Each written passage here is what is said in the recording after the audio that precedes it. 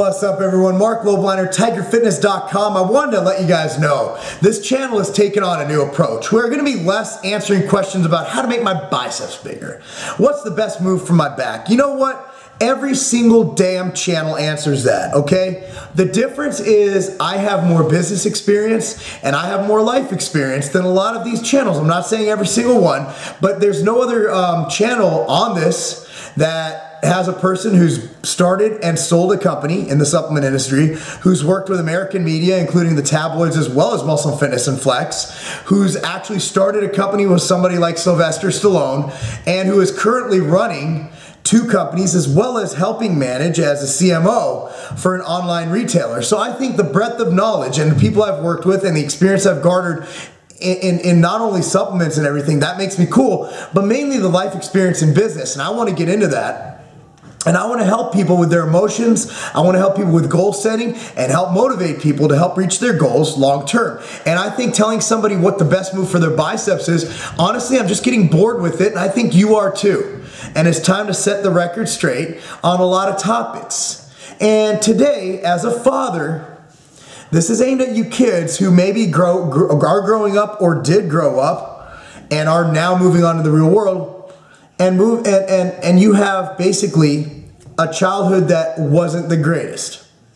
Now, for me, my mother was a drug addict and my father was a type 2 diabetic. Now, my father literally ate himself to death. He literally died of complications from type 2 diabetes. He knew it was coming and he couldn't control himself.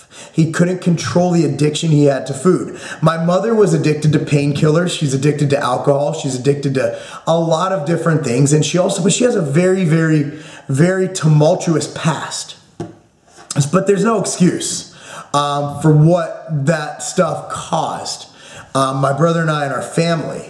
And I think ultimately that's why my dad couldn't control his eating disorder, so to speak. His eating disorder wasn't anorexia or bulimia. It was the opposite. He just ate too damn much, and he didn't control the types of food he ate, and he didn't exercise. Now, the goal of every person who has children is to make the children you have do a better job parenting than the generation before you.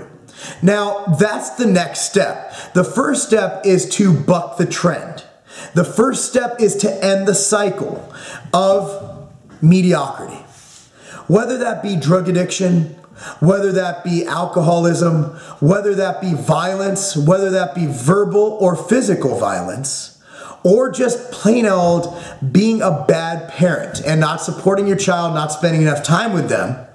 Those are forms of bad parenting. Now, what we know through research and data is that if you come from an alcoholic household, if you come from a household who smokes, you're more likely to fall into that trap. Likewise, women who come from abusive households are more likely to get into abusive relationships. And those are things you need to stop. Now, keys to stopping those is just to get your mind together, get your head set, keep your head strong, and move forward into helping reach your goals. In that sense, you need to set short and long-term goals in every aspect, in every area of life. Short-term goal, for example, could be go to class every day unless I'm deathly ill for the next month. Long-term goal would be to obtain your college degree. An extra long-term goal would be to obtain a position in the industry you so choose to obtain. Now there's obviously going to be a lot of steps along the way, but setting short and long-term goals are the key. Another thing you have to realize is if you repeat the cycle and you happen to procreate and have kids, they're doomed to the same fate as you. So it's up to you, it's up to your generation to end the generational mediocrity that was set forth before you. Now, I know this is hard to realize. I know a lot of you who come from good parent households are looking at me like, has Marc gone stupid? No, I haven't gone stupid, and I know that's not proper English. What I'm saying is, in order to realize your goals, sometimes you have to kind of set what's going to come natural to you, which is maybe alcoholism. You know, at the end of the day, you know how many times I go to the grocery store to buy milk for my kids or whatever, and I see guys after a long day of work coming home, going buying a case of beer. I mean, that's all they have, a case of beer, because that's how they get over their day. That's how they drown their sorrows. They drown their miseries.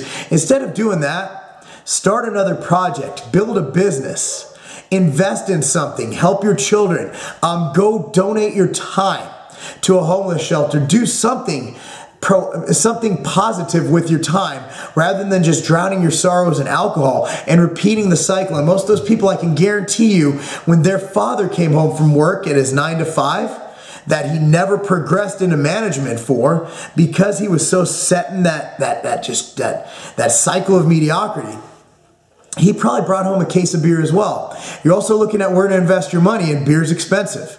And I believe I read that a pack of cigarettes in Chicago is $7 in taxes alone.